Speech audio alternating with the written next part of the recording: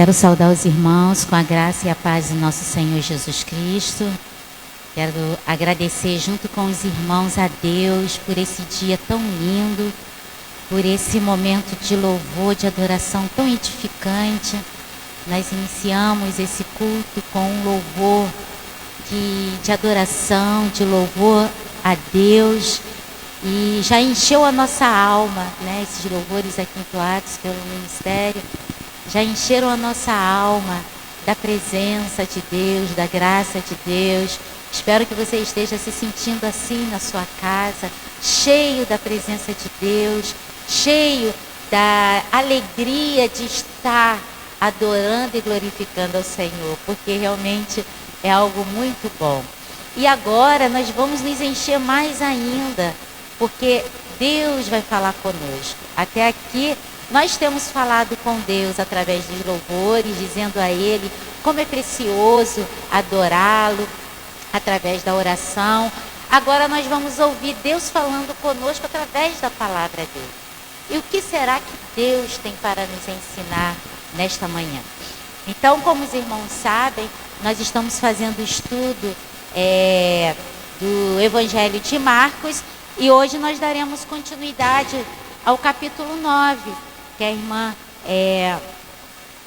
acho que foi a irmã Márcia, né, da semana passada, muito bem lembrada. Ela finalizou, começou o capítulo 9 de Marcos, e nós vamos dar então continuidade. Abram suas Bíblias, então, Marcos capítulo 9, nós iremos do versículo 2 ao versículo 32. É importante que façamos a leitura e depois nós vamos comentando versículo por versículo, para entendermos o que Jesus desejou falar aos seus discípulos.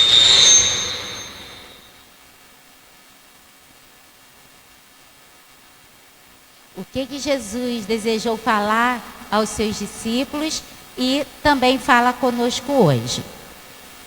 E eu gostaria que ao longo da leitura os irmãos pensassem ou captassem nesse texto quais são as 3 espiritualidades, pelo menos é o que a gente vai pontuar hoje, que estão presentes nesse texto. Esse é o tema do nosso estudo hoje.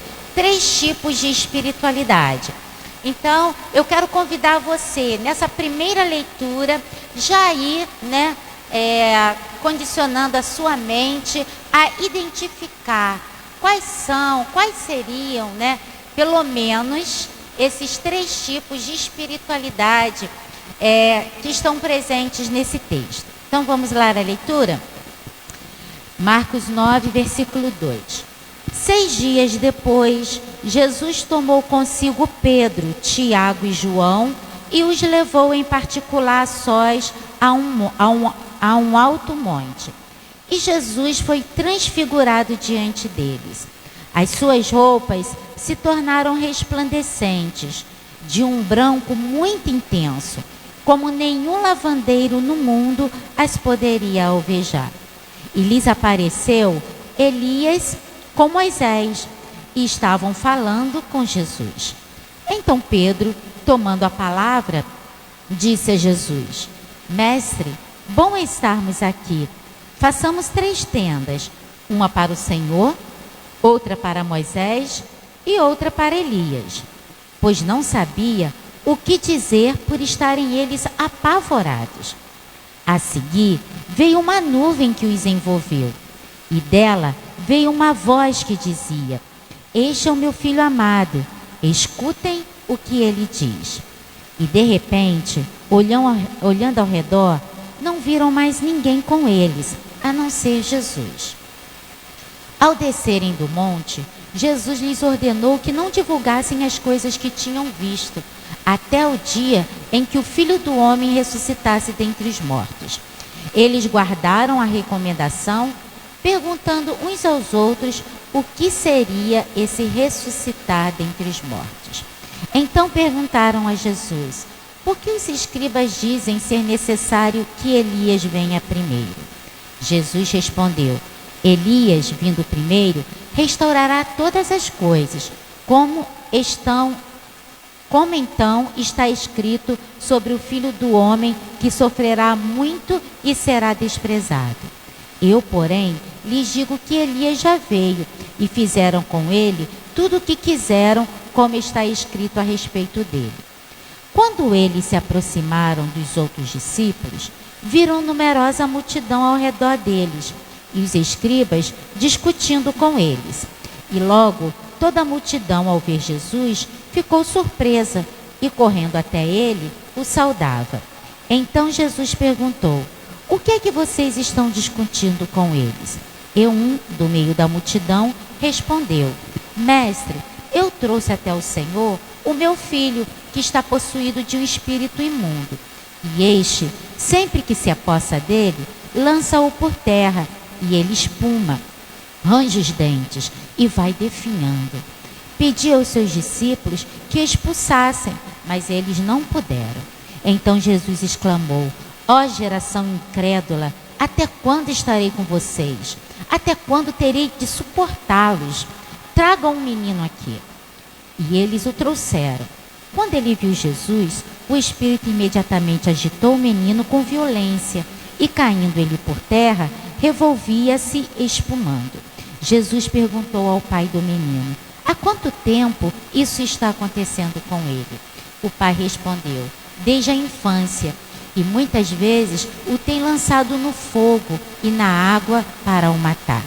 Mas se o Senhor pode fazer alguma coisa, tenha compaixão de nós e ajude-nos. Ao que Jesus respondeu: Se o Senhor pode, tudo é possível ao que crê. Imediatamente, o pai do menino exclamou: Eu creio, ajuda-me na minha falta de fé. Vendo Jesus que muita gente estava se reunindo, repreendeu o espírito imundo, dizendo-lhe: Espírito mudo e surdo, eu ordeno a você, saia deste menino e nunca mais entre nele. E ele, gritando e agitando-o muito, saiu, deixando-o como se estivesse morto, a ponto de muitos dizerem: Morreu. Mas Jesus, tomando-o pela mão, o ergueu e ele se levantou. Quando Jesus entrou em casa, os seus discípulos lhe perguntaram em particular: Por que nós não pudemos expulsá-lo? Jesus respondeu: Esse tipo de espírito só pode ser expulso por meio de oração. E tendo saído dali, passavam para a Galiléia, e Jesus não queria que ninguém o soubesse, porque ensinava seus discípulos e lhes dizia: O Filho do Homem será entregue nas mãos dos homens, e estes o matarão, mas 3 dias depois da sua morte ressuscitará. Eles, porém, não compreendiam isto e tinham medo de perguntar. Uma leitura longa, né? E também uma leitura assim que dá para fazer vários estudos, como o pastor costuma fazer, né?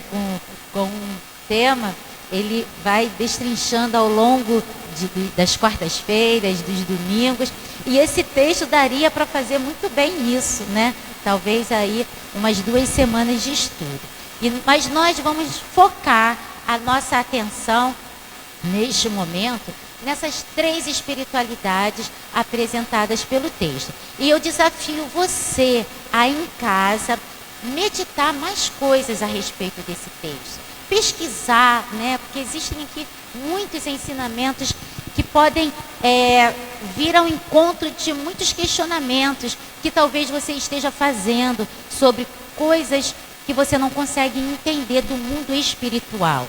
Porque aqui os irmãos percebem que os acontecimentos estão todos envoltos nessa questão da espiritualidade mesmo, daquilo que acontece fora, além, melhor dizendo, da nossa visão material, da nossa visão física, humana. Então, a primeira coisa que eu gostaria de já introduzir nessa mensagem é sobre a questão da espiritualidade propriamente dita. Porque nós, como seres humanos, nós somos seres que temos necessidade de uma religião. Nós somos seres religiosos. O homem é um ser religioso. Ele anseia pelas coisas eternas, porque a religião, ela traz justamente essa ideia de ligação do homem, né, humano, mortal, com o divino, com o sobrenatural, com aquilo que está fora, que vai além da natureza humana. Então a religião, ela é buscada para isso, para fazer essa ligação, né, com o divino, com o eterno. Mas por quê? Salomão, em Eclesiastes, ele vai dizer que Deus colocou a eternidade no coração do homem. Por que o homem tem necessidade de religião? Por que o homem tem necessidade de ter essa experiência, né, com o divino? Porque Deus colocou isso no coração dele. Deus colocou uma porção de si mesmo dentro do homem. Lá em Gênesis, quando a Bíblia fala da criação do homem e diz que Deus soprou no homem o fôlego de vida e fez dele a sua imagem e a sua semelhança, Deus estava dando ali ao homem essa necessidade de se relacionar com o divino, porque Deus é divino, Deus é transcendente, Ele está fora dessa, está além dessa natureza, não fora, mas está além dessa natureza material. E nós herdamos isso de Deus, e isso me deixa assim muito feliz, porque nós não somos seres iguais a toda a criação. Nós temos algo muito especial em nós, e isso nos faz buscar por Deus, isso nos faz buscar o divino.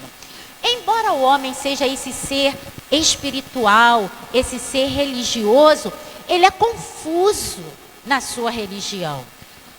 Como que a gente pode perceber essa confusão religiosa, essa confusão espiritual? É só a gente dar uma olhada ao nosso redor, a gente vai ver uma variedade de templos com segmentos, né, interpretações, visões diferenciadas da própria Bíblia, como também nós vamos ver outras religiões, né? Graças a Deus, o nosso país é um país laico, um país onde nós temos a liberdade de cultuar a quem nós queremos cultuar. Então, isso é maravilhoso, porque nós cristãos, né, que temos essa fé cristã, nós podemos cultuar ao Senhor sem sermos reprimidos. Assim como outras pessoas de outras religiões também têm a sua liberdade de cultuar, de desenvolver a sua religiosidade. Mas aí a gente percebe essa confusão nos debates, nas discussões que as pessoas fazem a respeito da religião. E aí a gente percebe que existem, basicamente, vou tratar aqui nesse momento sobre essas duas vertentes religiosas, né? É aquela religião que está centralizada em Deus, teocêntrica, aquela que Deus é tudo em todos.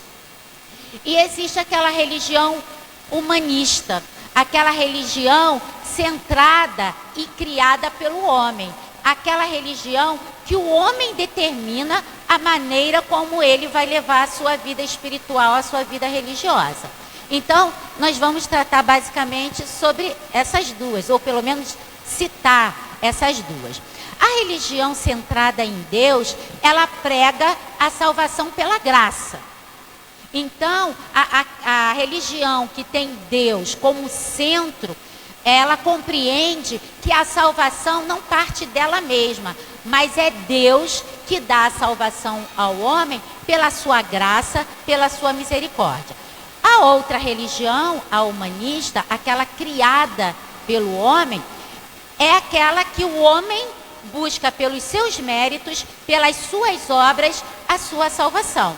Então, aquelas vertentes, né, aquelas linhas religiosas em que a pessoa precisa fazer a caridade, precisa fazer o bem ao próximo, não motivada por algo que ela já recebeu de Deus, por graça, mas a fim de, através dessas obras, agradar a Deus e receber de Deus aquilo que ela precisa. E aí, né, a gente percebe que essa religião teocêntrica é o esforço É a atitude, é a obra de Deus para alcançar o homem. E a religião ou a espiritualidade humanista é o esforço do homem para chegar até Deus. Bom, e aí a gente se envolve em muitos problemas, né, em termos de espiritualidade e em termos de religião, porque aí a gente começa a perceber, no caso da religião humanista, da espiritualidade humanista, que o homem acaba se tornando um idólatra. O homem, ele idolatra não a Deus, quer dizer, ele adora não a Deus, porque a religião criada pelo homem, ela acaba sendo centrada nele mesmo, no próprio homem, porque o homem que é o centro de tudo, ele que decide a maneira como ele vai adorar, ele decide os seus próprios parâmetros, os seus próprios conceitos do que é certo, do que é errado. E o homem contemporâneo, ele não busca a Deus para conhecê-lo. Essa religião, né, centrada em si mesmo, o homem sendo idólatra de si mesmo, ele busca a religião não para adorar a Deus, mas para se sentir bem. E isso é muito comum, né? A gente vê pessoas procurando igreja, eu estou procurando uma igreja onde eu me sinta bem, né? Há essa visão, né, de espiritualidade. Eu tenho que estar num lugar onde eu me sinta bem. Essa é uma religião humanista, voltada para a centralidade do homem. Porque aí o sentimento, o bem-estar prevalece sobre a razão, sobre o raciocínio, sobre uma averiguação daquela espiritualidade, daquela religião. E aí o homem, ele põe de lado a razão, o entender Deus, o se aproximar de Deus, e ele começa a agir pelos seus sentimentos. É aquela atitude sensorial, né? Eu quero ter um êxtase, eu quero sentir os pelos do braço se arrepiarem, eu quero ver isso, quero ver aquilo outro, para que eu possa crer, né? Então, aí existe uma visão humana centrada no próprio homem de religião. Bom, e aí nós vamos olhar para esse texto e pensar que tipo de religiosidade nós temos. E aí você vai pensar, né, através dessa reflexão, onde eu me enquadro nessa religião? Eu tenho vivido uma religiosidade e buscado uma religião, uma espiritualidade centrada em mim mesmo, naquilo que eu acho bom para mim, naquilo que eu entendo ser religião, ou numa religião voltada para Deus, onde eu busco de Deus a maneira como Ele deseja ser adorado, a maneira como Ele deseja ser servido. Então vamos ver aí, né? Primeiramente, o pastor Hernandes Dias Lopes, né? Com o comentário dele, que nós temos procurado fazer esses estudos, ele vai apontar a primeira espiritualidade, que é a espiritualidade do monte, né? Então aí nos primeiros versículos que nós lemos, diz que Jesus tomou consigo 3 discípulos, Pedro, Tiago e João. A gente observa nos evangelhos, né? Jesus, ele tinha 12 discípulos, isso é fato. Mas dos 12 discípulos, ele escolheu 3, aqueles que seriam os mais próximos dele, os mais íntimos dele. Isso quer dizer que ele menosprezava ou não amava os outros, ou não tinha ministério para os outros? De maneira nenhuma, né? Jesus, ele amava todos os discípulos de toda maneira. Mas era uma dinâmica de Jesus, uma estratégia de Jesus para ensinar melhor um grupo pequeno para que esse se multiplicasse, né? E Jesus faz isso com aqueles discípulos. No final do capítulo 8, nós vemos que Jesus, ele fala sobre a cruz, né? Se vocês voltarem lá no estudo da semana passada, Jesus vai falar que aquele que deve segui-lo deveriam tomar a sua cruz. E Jesus falou, né, da sua própria cruz, o que ele deveria sofrer, né? O que ele deveria passar. E aí, logo, o texto diz que 6 dias depois desse acontecimento, eu achei tão interessante essa preocupação do evangelista, e os outros evangelistas também vão dizer o tempo que se passou. Por que isso era importante? Né? Alguns textos, a Bíblia simplesmente diz alguns dias depois ou em outro momento, mas aqui dá uma precisão de dias corridos. São 6 dias. Por quê? Porque esse acontecimento que está ocorrendo aqui, ele tem uma estreita ligação com o que Jesus estava falando com os discípulos no momento passado. Jesus está querendo mostrar, através dessa transfiguração, que antes de nós vermos a glória de Deus, nós vamos ter que passar pela cruz. Não tem como, né? Jesus, seria glorificado sim, mas antes dele ser glorificado, ele teria que passar pela vergonha da cruz. Ele teria que ser ultrajado, ele teria que ser despido. Ele ficou seminu diante de todos os homens. E tem algo que para a gente, né, o ser humano, nos constrange tanto, é a nossa nudez. Tenta imaginar sair à rua com uma roupa rasgada em que expõe as suas partes íntimas. Isso nos traz grande vergonha. E Jesus passou por isso. Ele foi humilhado da forma mais terrível que um ser humano pode ser humilhado. Então Jesus estava querendo mostrar para aqueles discípulos que, para ver a glória de Deus, ele vai até citar isso, que alguns que estavam ali ouvindo a sua palavra não passariam sem ver a glória de Deus, né, pela morte, sem ver a glória de Deus. E aí, Jesus está querendo mostrar que para vermos a glória, nós também precisamos passar pela cruz. Mas, Jesus leva os seus discípulos para um alto monte, né? E nós não sabemos que monte é esse, mas a gente percebe que os discípulos ficam muito confusos com o que eles veem nesse monte. Vamos ver lá no versículo 6? Diz assim... O texto diz, né, que Jesus se transfigurou, uma luz iluminou o seu rosto, as suas roupas, e Moisés e Elias apareceram, e no versículo 6 diz assim: pois não sabia o que dizer por estarem eles apavorados. Então, os discípulos, eles ficaram muito confusos com o que eles estavam vendo. Porque os discípulos andavam com Jesus, mas eles não conheciam a intimidade do Pai.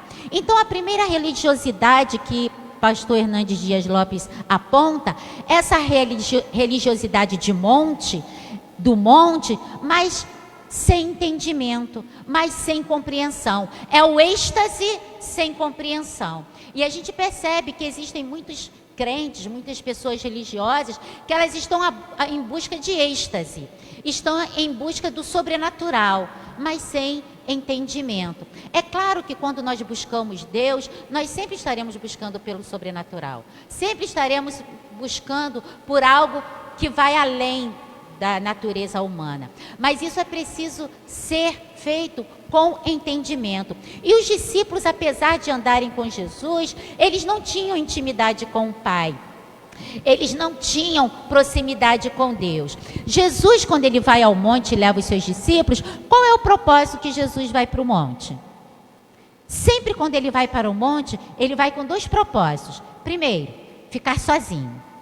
Ele queria sair do tumulto do vale, daquelas pessoas o cercando. Segundo, ele iria para orar. Lá em Lucas capítulo 9, versículo 28 e 29, está registrado isso, que Jesus subiu para o monte com o propósito de orar. Porque a oração era o oxigênio de Jesus. Ele sabia que não poderia levar a sua proximidade, seu ministério com Deus, que Deus havia dado a ele, mesmo sendo o próprio Deus, mas ele era também humano, ele não poderia fazer isso sem oração. E Jesus não orava apenas porque ele tinha uma missão a cumprir, mas é porque ele amava o Pai. Ele queria ter intimidade com o Pai. Ele queria estar próximo com o Pai. Para Jesus, orar não era um sacrifício, não era um fardo. Para Jesus, orar não era uma obrigação. Eu tenho que levantar agora e orar. Não, para Jesus, orar era um prazer. Mas os discípulos, eles não tinham esse mesmo prazer. Eles dormiam. Lá no livro de Lucas vai mostrar que eles estavam bêbados de sono.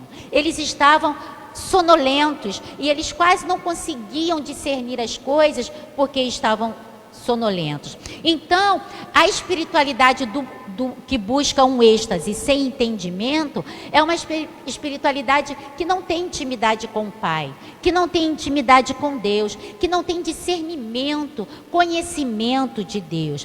E a falta da oração dificulta esse discernimento. Você é um crente que busca a Deus através de oração, mas não aquela oração, embora seja válida, né? Aquela que você vai andando pelo caminho, aquela que você faz na hora que você está lavando sua louça, é válida, sim. Mas Deus quer mais que isso, porque Jesus, ele andava orando o tempo todo. Quando ele estava no vale, ele estava o tempo todo orando, curando alguém, em nome do Pai. Mas mesmo assim, Jesus sempre procurava um lugar de intimidade com Deus. Ele sempre procurava o monte para ir. E onde é o seu monte? Né? Há uma espiritualidade com entendimento, sem busca do êxtase, mas sim da compreensão da intimidade com o Pai, tem que ter o seu monte. E não digo monte real, né? Como a gente tem aqui em Mesquita, o pessoal sobe ali para o Monte Horebe. Não necessariamente esse monte, embora isso não seja proibido, não seja descartado, mas o seu quarto pode ser o seu monte. Aquele seu cantinho de oração na sua casa é o seu monte, é o lugar onde você busca intimidade com Deus, conhecer Deus. E os discípulos não tinham esse hábito. Jesus, mesmo no seu ministério, constantemente ele buscava o monte para orar, para falar com o Pai, mas os discípulos geralmente estavam dormindo. A gente vai perceber que mesmo quando os discípulos estão com Jesus na oração, os evangelhos registram que eles estão dormindo. Eles eram preguiçosos, eles não queriam se dispor do seu tempo, do melhor tempo do seu dia para buscar a Deus. Eles tinham um fardo. Parece que a oração para eles era algo assim que trazia sonolência. Sabe aquela oração? Isso já aconteceu comigo e é possível que tenha acontecido contigo, de você ajoelhar na beirada da cama e só acordar e só terminar de orar na manhã seguinte, durante a noite, né? Você simplesmente apaga, dorme na hora da oração, né? Isso já aconteceu comigo e pode ter acontecido com você também. Isso acontecia com os discípulos, né? Deles pararem para orar, mas dormirem. E isso fez com que eles não tivessem intimidade com o Pai, não tivessem proximidade com o Pai, porque a oração, né, ou a falta da oração dificulta o discernimento dos acontecimentos espirituais. As coisas estão acontecendo espiritualmente e a gente não está vendo. Dentro da nossa casa, com os nossos filhos, no nosso relacionamento com o marido, no contato com os vizinhos que temos ao nosso redor, às vezes um lixinho na beirada da calçada pode trazer uma grande dificuldade para a nossa família se nós não estivermos em oração, se nós não discernirmos espiritualmente, né? E a gente vê com horror, né, muitas atitudes de cristãos que não demonstram, né, esse discernimento das coisas espirituais. E é importante que a gente também perceba que 4 fatos grandiosos estavam acontecendo ali espiritualmente para os discípulos, para os irmãos perceberem a falta de discernimento dos discípulos. Que coisas maravilhosas estavam acontecendo. A Bíblia diz, né, que Jesus estava sendo transfigurado. Lá no versículo 3 diz assim: as suas roupas se tornaram resplandecentes, de um branco muito intenso, como nenhum lavandeiro do mundo as poderia alvejar. Então, olha, Jesus, ele está com uma aparência diferente da aparência humana. Ele está sendo transformado, o seu corpo está sendo envolvido pela sua natureza divina, a glória de Deus. E quando eu estava preparando esse texto, o pastor Hernandes Dias Lopes até fala assim sobre essa experiência, né, da glória. Eu lembrei da minha mãe, um momento em que ela estava muito mal, né? E ela estava no quarto, eu estava com ela, algumas pessoas também no quarto, e eu percebi que ela estava passando dessa vida, ela estava indo embora, né? Seus olhinhos começaram a parar mas ela estava consciente e olhando todos ao nosso redor, ela viu uma pessoa e falou assim: olha, aceita Jesus para você ver a glória que eu estou vendo, né? Então eu imagino que ali minha mãe estava vendo a glória de Deus, mas ainda não foi o momento dela ir embora, né? E eu me lembrei disso. Aqueles discípulos estavam vendo a glória de Deus na pessoa de Jesus, né? Jesus estava sendo transfigurado. E eles viram também duas pessoas que eram mito não, porque eles acreditavam na existência daquelas pessoas, mas eram assim ícones, né? Exemplos de espiritualidade, que eram Moisés e Elias. Eles viram Moisés e Elias na sua forma gloriosa. Eles viram também uma nuvem luminosa, aquela nuvem que desceu lá em Moisés, né, no monte, quando ele estava recebendo as leis. E mais, aqueles discípulos ouviram a voz de Deus. Olha quantas coisas maravilhosas que aqueles discípulos estavam vendo. Eu acredito até que que você, assim como eu, gostaria de estar lá para ver isso tudo, né?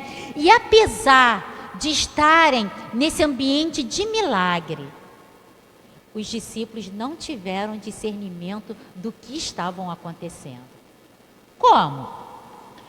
Primeiro, o que eles fazem?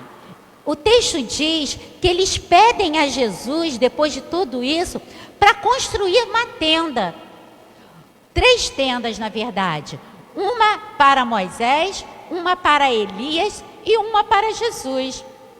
Quando os discípulos pedem isso, né, eles estão perdendo de vista o discernimento da centralidade da pessoa de Jesus.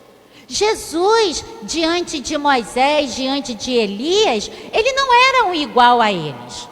Pelo contrário, Jesus era e é maior do que Moisés e Elias. E quando eles pedem para fazer uma tenda para os 3, eles estão confundindo a identidade de Jesus. Eles estão tão confusos quanto o povo estava a respeito de Jesus. E outra coisa interessante que a gente percebe a respeito do texto do capítulo 8, é que lá Jesus faz a pergunta: o que as pessoas dizem que eu sou? Quem as pessoas dizem que eu sou? Lá no versículo 27 e 28, Pedro vai tomar a palavra e vai dizer: tu és o Cristo, o Filho do Deus vivo. Declaração linda. E Jesus falou para Pedro: muito bem, Pedro, nota 10 para você. Você falou o que é certo. Mas depois desse momento, 6 dias depois, o próprio Pedro não consegue discernir que entre Moisés e Elias, Jesus, ele está muito superior. O ministério de Cristo é muito mais elevado do que foi o ministério de Moisés e Elias. E por que então Elias e Moisés aparecem nesse texto? Como pode, né, pessoas já mortas, já que a Bíblia diz que os mortos, eles não têm a condição de voltar a esse mundo, né? Nós cremos nisso. E como é que Moisés e Elias aparecem aqui?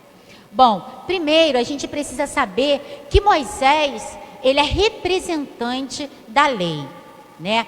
A lei, quando os judeus pensavam em lei, eles pensavam em Moisés, porque Deus deu a Moisés as leis. E Elias aparece aqui como representante dos profetas. Elias foi o maior profeta do povo judeu, assim como Moisés, o grande legislador do povo judeu. E o que isso tem a ver com o ministério de Jesus? Tem a ver porque a lei e os profetas anunciaram a vinda do Messias. O próprio Jesus, e eu quero que você abra a sua Bíblia lá em Lucas 24. Eu acho que é importante nós lermos para que os irmãos compreendam a natureza dessa aparição, né, de Moisés e de Elias. Lucas 24, 25 a 27.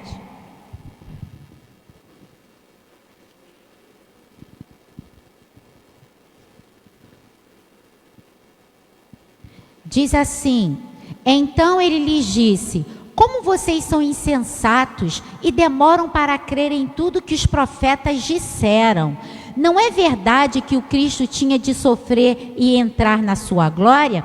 E começando por Moisés e todos os profetas, explicou-lhes o que constava a respeito dele em todas as Escrituras. Então reparem aqui que Jesus mesmo está falando que ele é o cumprimento daquilo que a lei dizia e daquilo que os profetas diziam, né? E a aparição de Moisés e de Elias aqui era uma declaração para os discípulos de que Jesus era o Messias. Jesus era aquele em quem Deus iria cumprir a lei e a lei e o que diziam os profetas.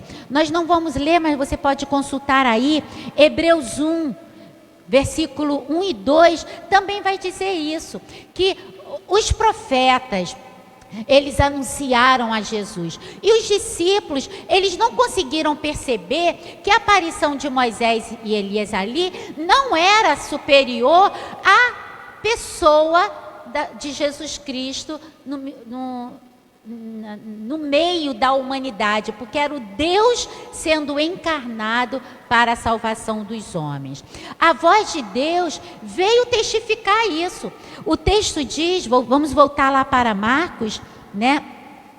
O versículo 6 diz que apareceu uma voz do céu quando a nuvem desceu e a voz dizia: este é o meu filho amado, escutem o que ele diz. Quando isso acontece naquele monte, né? Deus, ele fala para os discípulos: este é meu filho amado, a ele ouvi. Deus está falando assim: olha, aquilo que os profetas disseram, aquilo que Moisés disse, está aqui cumprindo em Jesus. Agora, vocês têm que ouvir a ele, porque tudo que os profetas disseram, é ele que vai cumprir de agora em diante. Então, queridos, os discípulos, eles não compreenderam que o ministério de Jesus eles não entenderam a centralidade do ministério de Jesus. Eles estavam no monte, no momento de êxtase, mas eles estavam sem entendimento.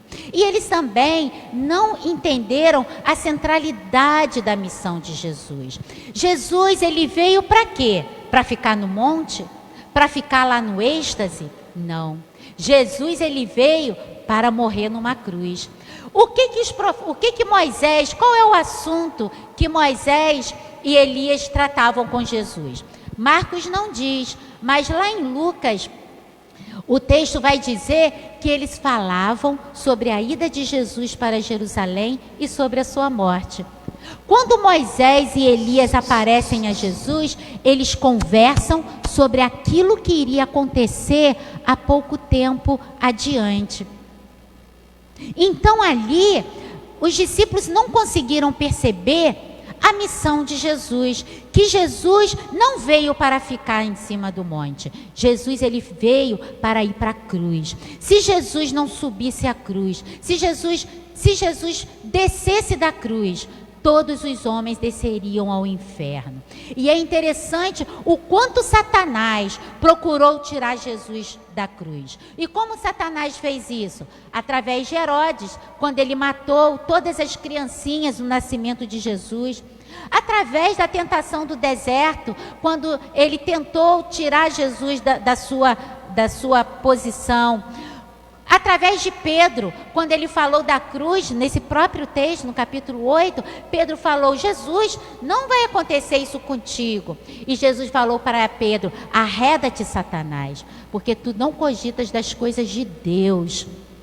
Então Pedro também tentou dissuadir Jesus de não ir para a cruz. O povo, quando Jesus estava lá na cruz, o que o povo dizia? Desça da cruz se você é o Cristo.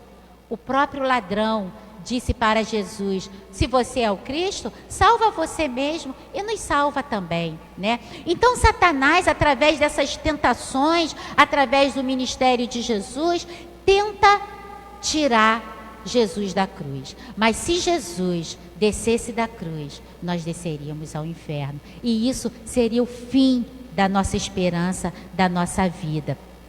Infelizmente, existem muitos pregadores do Evangelho que se dizem espirituais, que se dizem religiosos, mas estão tirando a cruz das suas pregações. Nós não podemos perder a cruz de vista.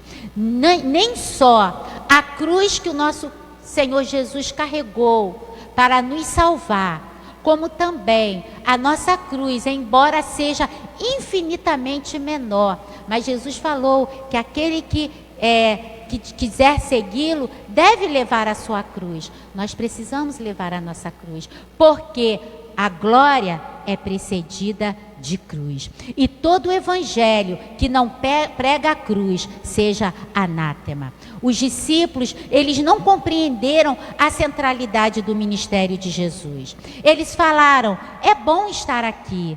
Voltando lá no texto de Marcos, né? É bom estar aqui. É bom estar aqui? Vamos fazer uma tenda? Vamos morar aqui? Não.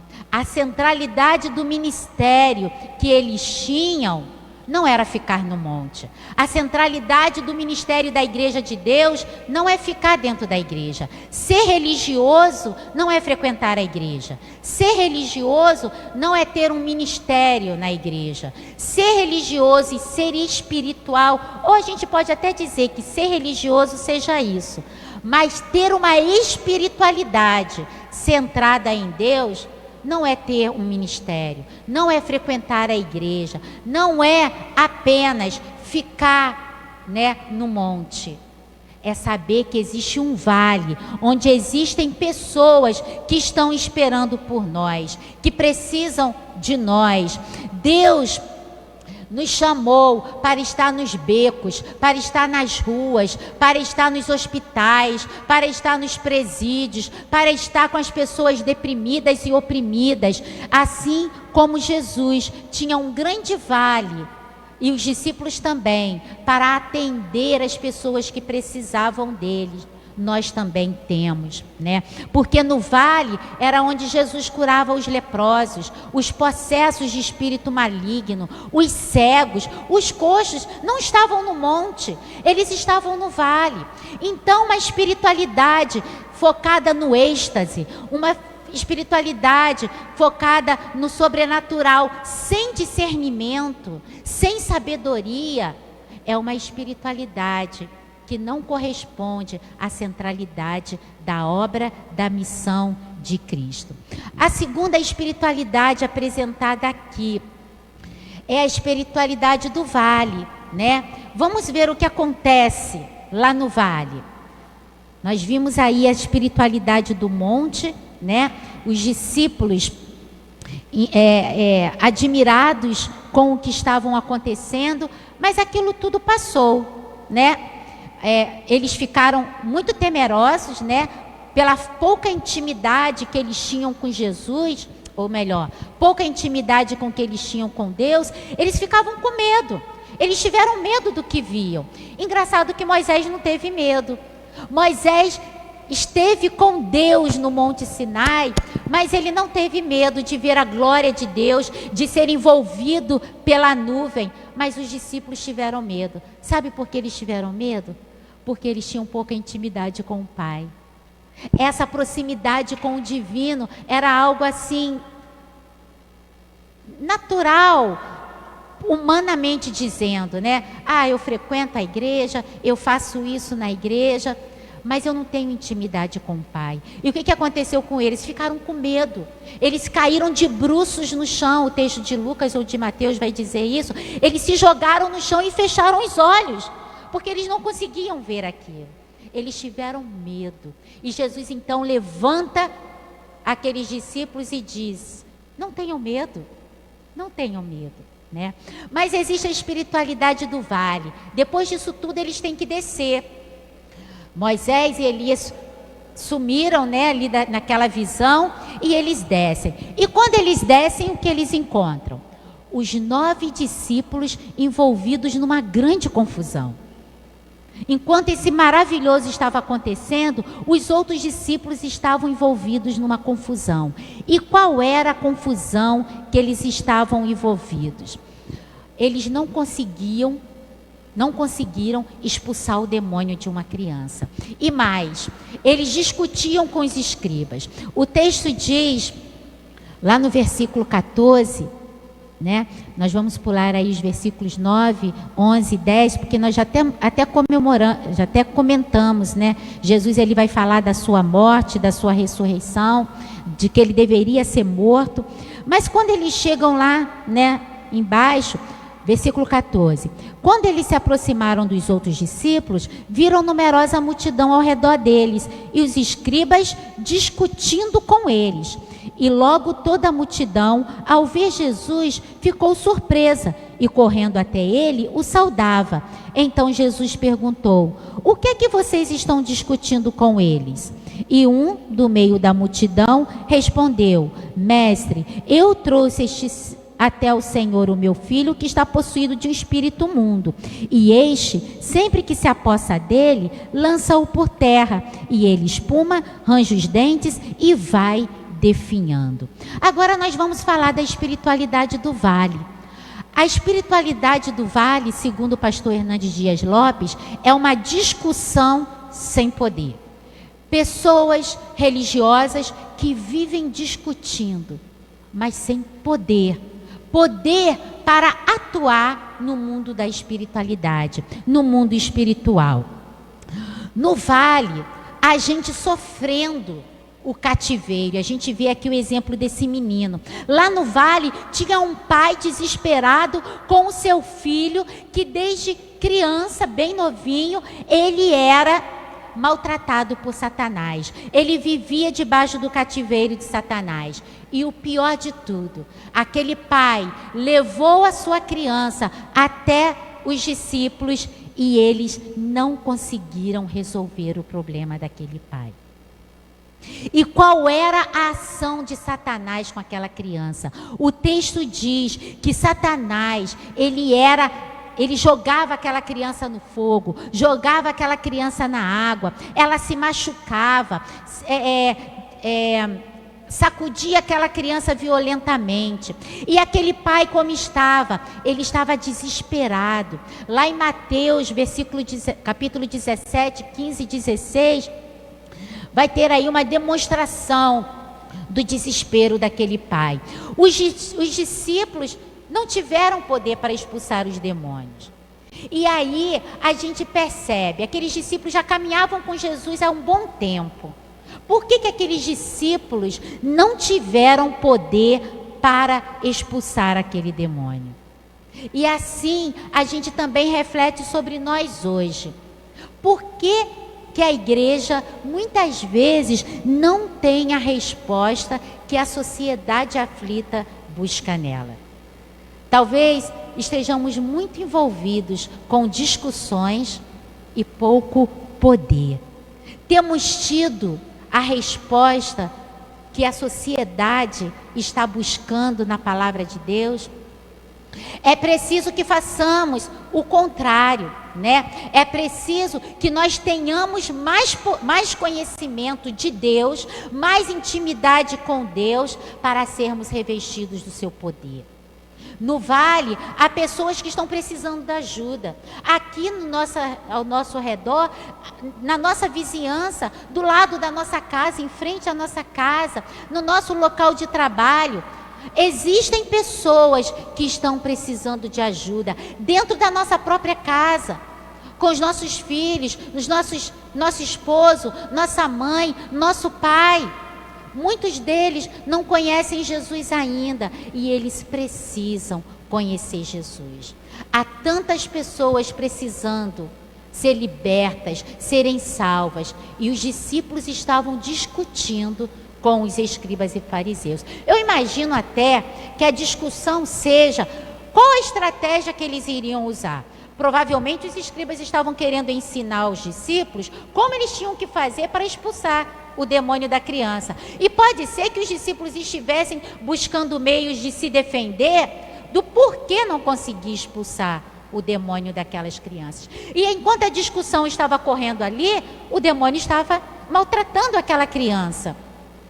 A discussão, irmãos, sem uma ação eficaz de poder do Espírito Santo, é paralisia espiritual. Nós vivemos uma discussão religiosa, teológica, seja lá de que nível for, e não ter os nossos olhos abertos para a necessidade daqueles que estão ao nosso redor. E mais, se nós não tivermos poder, unção do Espírito Santo de Deus para agir, toda discussão será vã. Porque enquanto eles discutiam, Satanás matava aquela criança. E muitas vezes, Satanás distrai a igreja, nos distrai com discussões inúteis. Enquanto ele está ganhando terreno na vida das pessoas. Estamos discutindo predestinação, estamos discutindo tipo de batismo, estamos discutindo forma de fazer o louvor, forma de fazer isso, forma de fazer aquilo, quando nós deveríamos estar onde? No vale. Nós deveríamos estar ali ajudando aquelas pessoas que estão necessitadas do poder de Deus, da unção de Deus, da resposta da igreja. É muito bom estar na EBD? E você precisa estar na EBD. É muito bom estar nos congressos para ter conhecimento, para debater, nos seminários bíblicos? Mas há pessoas que nunca vão para o campo de batalha. Estão de congresso em congresso, de escola dominical a escola dominical, de seminário em seminário, mas não tem uma pessoa a quem evangelizar, a falar do evangelho. Não acompanha ninguém na sua espiritualidade, não fala de Jesus, não se posiciona como uma agência de Deus para a libertação dos cativos que estão indo para o inferno, que estão sendo mortos por Satanás. Duas coisas que precisam ser consideradas. Primeiro, não subestimar o inimigo. Há crentes que não acreditam no diabo. Há crentes que acham que essas coisas de possessão demoníaca, é só para as pessoas toscas, as pessoas de pouco conhecimento, né? Negam a ação dos demônios. E fazer isso é cair nas suas próprias armadilhas. Porque a maior vantagem de Satanás é fazer com que as pessoas ignorem, desprezem a sua existência. Enquanto isso, ele está preparando as armadilhas e a gente está caindo numa armadilha após outra, por não saber que existem forças espirituais que estão atuando no nosso meio. E também tem o outro tipo, o outro perigo: superestimar o inimigo. Há crentes que têm mais medo do diabo do que de Deus. Temem mais uma ação de Satanás na sua vida do que uma punição de Deus, ok? É claro que Deus é bondoso, Deus é misericordioso, mas eu digo daquelas pessoas que têm um medo tão grande que elas não desafiam a obra de Satanás na sua casa, na sua família. Elas têm medo, elas retrocedem. Elas não creem para si mesmas, né, que elas têm autoridade a partir do Espírito Santo de Deus para subjugar a obra do inimigo, porque Deus nos chamou para isso, para desfazer as obras de Satanás, não no nosso nome, mas no nome do nosso Jesus, que venceu o inimigo, né? E a gente percebe que lá no vale, enquanto existe a espiritualidade do êxtase sem conhecimento, existe lá no vale uma espiritualidade de discussão sem poder, sem autoridade, sem ação, sem transformação para a vida das pessoas. No vale, os discípulos estão sem poder para confrontar os poderes das trevas, porque os demônios, eles existem, e há diferença de demônios para demônios. Os discípulos vão perguntar para Jesus: por que nós não podemos? Por que nós não podemos expulsar os demônios, né? Lá no versículo 28 e 29.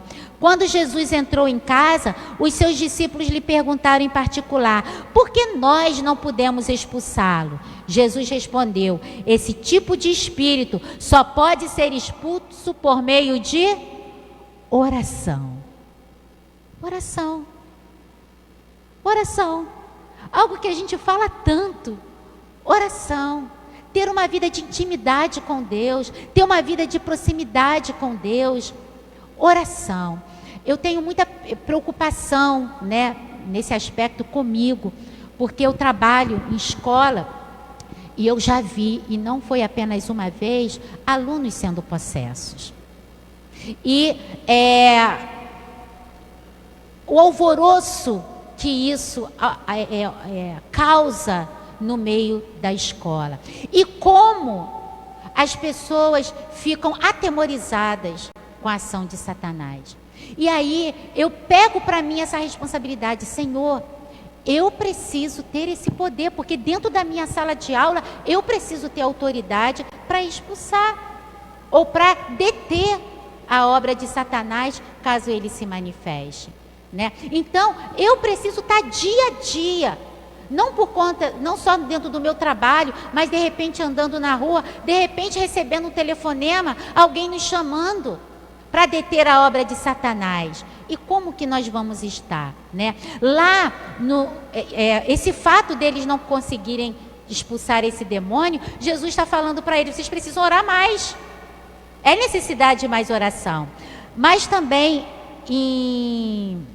acho que é em Lucas ou em Mateus, Jesus vai falar não apenas da oração, mas vai falar do jejum, que determinados demônios só se expulsa com jejum. A prática do jejum. É preciso que nós busquemos o jejum também. Mas por que o jejum? Para oferecer um sacrifício a Deus? Deus precisa de sacrifício? Não, é para nós nos prepararmos, nós estarmos cheios de Deus. E os discípulos, eles tinham uma fé tímida, eles não tinham, né, autoridade. E para terminar, nós queremos falar da espiritualidade de Jesus. Como que Jesus se discerne? Já falei, né, nos dois outros tópicos, nós já falamos sobre a espiritualidade de Jesus. Jesus é o nosso exemplo. Não foi Jesus que expulsou o demônio? Não foi Jesus que foi para o monte orar? Não foi Jesus, não é Jesus, né, nas narrativas, que está sempre saindo do meio da multidão e buscando um lugar reservado para a oração? A espiritualidade de Jesus é uma espiritualidade que vem de uma transformação. Transfigurar, irmãos, no original grego, vem da palavra metamorfose. O que é metamorfose? Metamorfose significa uma mudança externa que procede do interior. Não é uma mudança só da aparência física, mas é uma mudança que acontece dentro de nós e que aparece no nosso exterior. Jesus, ali quando foi transfigurado, ele estava mostrando o tipo de espiritualidade que os discípulos deveriam ter, e também mostra para nós precisamos passar por um processo de metamorfose espiritual, sermos totalmente transformados. E essa transformação, ela acontece aqui dentro, quando nós começamos a ter consciência de que a nossa espiritualidade ainda não está no padrão que Deus quer que tenhamos para nós agirmos nesse mundo, né? Então, Jesus, ele tem uma espiritualidade de transformação, de metamorfose. É o cristão assumir uma nova forma, uma nova mente, ter uma nova figura. A espiritualidade de Jesus é marcada pela oração. Jesus tinha prazer. Só vou aqui reafirmar aquilo que eu já disse antes, né, para concluir o nosso estudo. Desejar a presença de Deus. Ah, mas eu tenho tanta preguiça, eu não consigo. Pede. Seja esse o alvo da sua oração. Jesus, eu quero ter necessidade de estar na tua presença todo dia. Jesus, eu quero ter fome e sede de ti. Eu quero buscar a ti com prazer, com alegria. Sabe por quê, irmãos, a gente tem que pedir? Porque a nossa natureza carnal, ela nos impulsiona para o contrário. Você pedir isso não é uma vergonha. Você pedir isso é uma demonstração para você e uma declaração para Deus que sem Ele você não consegue desenvolver essa espiritualidade. Porque não é uma espiritualidade que flui de nós mesmos. O que flui dentro da gente é nos afastarmos de Deus. O que flui dentro da gente é levantar de manhã correndo e começar a fazer todas as coisas, porque o tempo não vai dar para fazer tudo. E não ter tempo de meditar, não ter tempo de orar. Isso é o que flui dentro de nós. Mas quando nós falamos para Deus, Deus, eu quero ter esse prazer, eu quero ter essa transformação. Então, a coisa começa a mudar, porque você une a sua disposição em fazer com a ação de Deus na sua vida. As vestes de Jesus se transformaram, resplandeceram. Para os orientais, roupa e pessoa é uma coisa só. Isso quer dizer o seguinte, que quando essa transformação acontece aqui dentro, as pessoas começam a reparar a transformação aqui fora. Nossa maneira de falar, nossa maneira de se vestir, nossa maneira de se comportar diante de uma afronta, diante de uma palavra que não nos agrada, nossa maneira de responder ao impulso negativo. Não, eu desejo isso, mas eu não vou fazer isso, né? Então, a nossa espiritualidade, a espiritualidade de Jesus é uma espiritualidade que aparece no nosso exterior. A pessoa olha para a gente e diz assim, aquele ali é diferente, né? Só no olhar. E a espiritualidade de Jesus, né, também é marcada, e acima de tudo, pela compaixão. A compaixão pelas almas que sofrem a ação de Satanás, que estão se perdendo, que estão morrendo. A espiritualidade de Jesus não é uma espiritualidade em que o cristão busca somente se encher, fazer para si mesmo. A espiritualidade de Jesus nos impulsiona na direção do outro que está necessitado, nos leva para o lugar onde tem um leproso, nos leva para o lugar onde tem a prostituição, nos leva para o lugar onde tem a doença, o câncer, onde tem a quimioterapia, onde tem a violência contra a mulher, onde tem a violência contra a criança. A espiritualidade de Jesus nos leva ao encontro do próximo. Não é uma espiritualidade centrada em nós mesmos. A espiritualidade de Jesus nos leva à obediência ao Pai. Sermos obedientes ao Pai. Então, queridos, que hoje você possa fazer uma análise, né, da sua espiritualidade e pensar, que tipo de espiritualidade eu tenho? Uma espiritualidade que busca êxtase sobrenatural, mas sem entendimento, sem compreensão. Uma espiritualidade que se baseia em debates, em discussões do que é, do que não é, enquanto as pessoas estão deixando de ser evangelizadas, estão sendo vasos de Satanás. Ou uma espiritualidade de Jesus, centrada na oração, centrada na busca de intimidade com Deus, centrada na busca ao próximo, da necessidade do próximo, centrada na obediência ao Pai. Porque Jesus, Ele foi obediente até a morte e morte de cruz. Você está nessa espiritualidade a ponto de ser obediente, mesmo sendo ameaçado de morte, de prisão, de rejeição, de discriminação, porque nós estamos caminhando cada vez mais para isso. Que o Senhor Jesus nos ajude, porque eu preciso desenvolver essa espiritualidade, como cada um de nós, e que o nome de Deus, acima de tudo, seja glorificado. Amém?